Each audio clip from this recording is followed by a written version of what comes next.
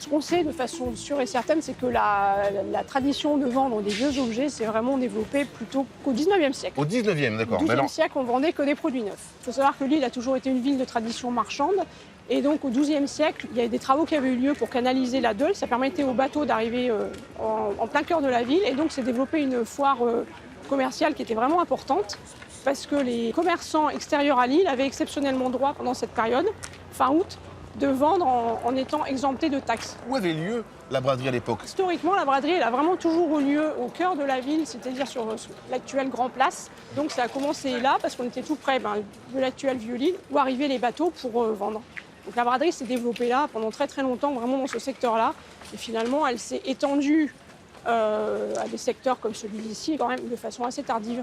Et les gens venaient déjà partout d'Europe pour venir à la braderie de Lille, ou c'était vraiment cantonné à l'époque aux Lillois, à la France ou au Nord? C'est resté très longtemps une foire, vraiment une braderie d'intérêt quand même avant tout régional. Donc on venait un peu de Belgique aussi évidemment, mais ça s'est développé en fait vraiment au début du XXe siècle avec l'arrivée, même à la fin du XIXe, avec l'arrivée des premiers trains qui venaient spécifiquement pour ça. Ça s'est développé à partir vraiment des années 80, parce que Pierre Mauroy, qui était maire de Lille, est devenu Premier ministre en 81.